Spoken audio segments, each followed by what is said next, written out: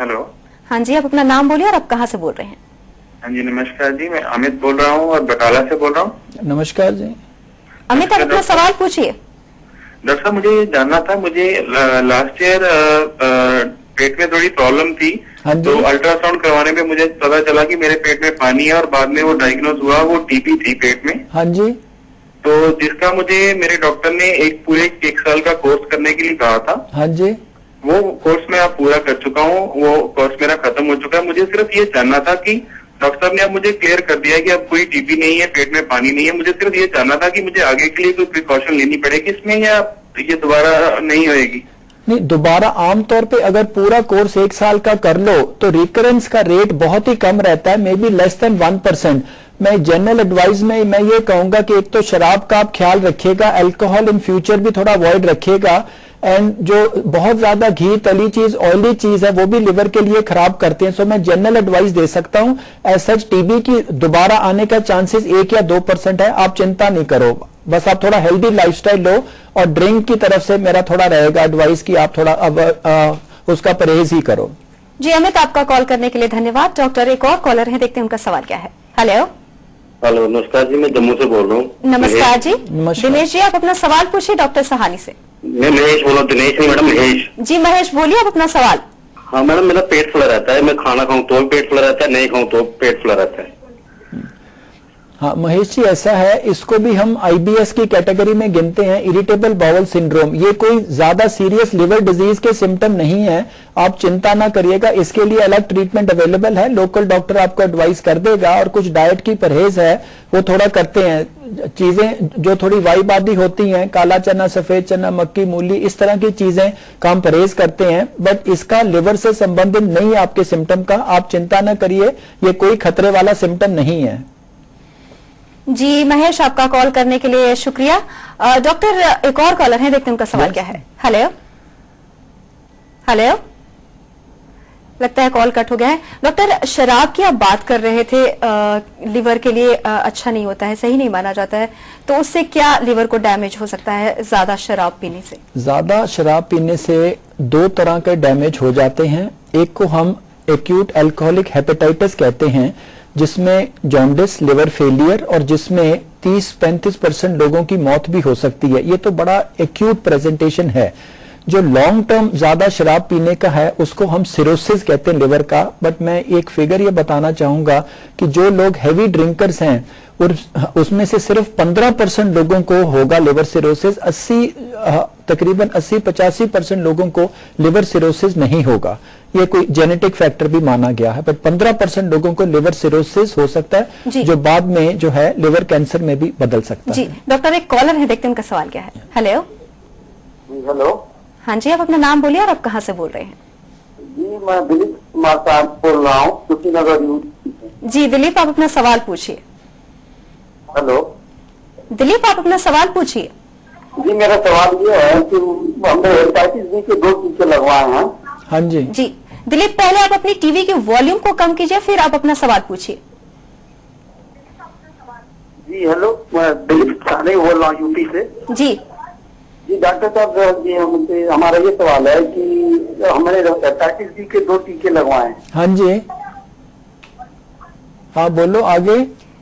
दिलीप, आप अपने टीवी के वॉल्यूम को कम कर दीजिए। दिलीप जी मैं कहना चाहूंगा कि हेपेटाइटिस बी की अगर सही प्रोटेक्शन करनी है तो 3 टीके लगाने पड़ते हैं।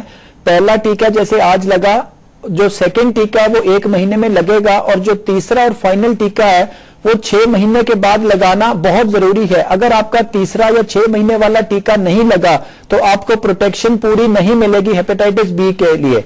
और अगर आप डिले कर चुके हो तो जो है पहले 2 टीके भी जो है व्यर्थ हो जाते हैं, और तीनों टीकों का कोर्स दोबारा कराना पड़ता है। तीसरा टीके का बहुत ही अहम है, रोल है, और ये बूस्टर के तौर पे काम करता है। जी दिलीप, आपका कॉल करने के लिए धन्यवाद। डॉक्टर, जैसे कि आपने कहा कि शराब पीने से काफी ज्यादा जो है प्रॉब्लम होती है, उससे आगे सवाल पूछने से पहले एक कॉलर है, देखते हैं उनका सवाल क्या है, उसके बाद हम बातचीत जारी रखेंगे। हेलो। हेलो, लगता है कॉल कट हो गया है। डॉक्टर, ये तो हमने बात की कि शराब पीने से लिवर को बहुत ज्यादा प्रॉब्लम होती है, लेकिन वो लोग जो शराब नहीं पीते हैं उन्हें भी लिवर की समस्या होती है, तो इसकी क्या वजह है?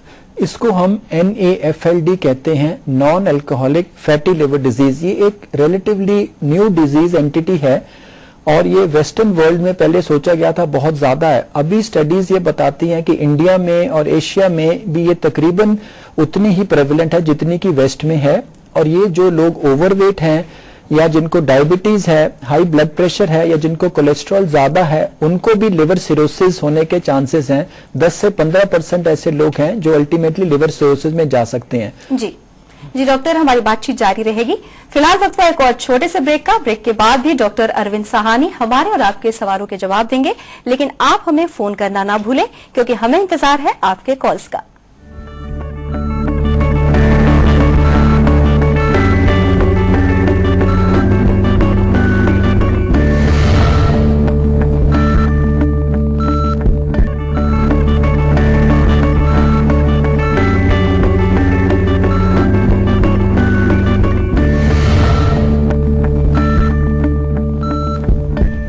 ब्रेक के बाद एक बार फिर से आप सभी का स्वागत है। हम बात कर रहे हैं लिवर से जुड़ी तमाम समस्याओं के बारे में। क्या आपका भी इससे जुड़ा कोई सवाल है? अगर हाँ तो तुरंत फोन करें हमारे टीवी स्क्रीन पर फ्लैश किए जा रहे हैं नंबरों पर।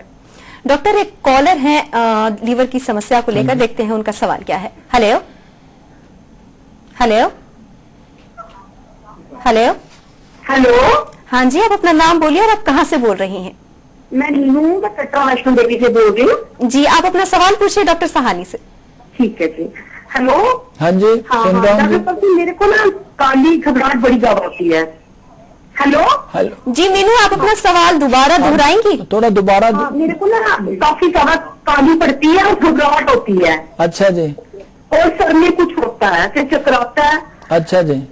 हाँ, और काफी ज्यादा काली तो बड़ी ज्यादा होती है और घुटनों में भी कभी कभी दर्द होती है। ये एंजाइटी के सिम्टम्स हैं जी। इसमें आपका लिवर का कोई तल्लक नहीं है, थोड़ा एंग्शियस पर्सनालिटी है और एंजाइटी और स्ट्रेस के सिम्टम्स हैं। आप चिंता ना करिएगा, लिवर की समस्या से इसमें कोई लिंक नहीं है आपका। जी मीनू, आपका कॉल करने के लिए धन्यवाद। डॉक्टर, लिवर बदलने की, ट्रांसप्लांट की जो नौबत होती है वो कब आती है? जब लिवर सिरोसिस लेट स्टेज पे डायग्नोस होता है या उसके साथ कोई अर्ली लिवर कैंसर का भी डायग्नोस हो जाता है तो पूरे का पूरा लिवर ही बदल दिया जाता है, जिसको लिवर ट्रांसप्लांटेशन कहते हैं। जी, तो इस दौरान जैसे आप ट्रांसप्लांटेशन की नौबत आती है, उस दौरान क्या आधुनिक तकनीक है आपके पास या क्या भारत में इसका इलाज संभव है? भारत में बिल्कुल इसका इलाज संभव है और कम से कम 650 और 700 लिवर ट्रांसप्लांट्स भारत में ऑलरेडी बदले जाते हैं हर साल। लेकिन जो रिक्वायरमेंट है सारी कंट्री की, एस्टिमेटेड फिगर जो है 50,000 के करीब है।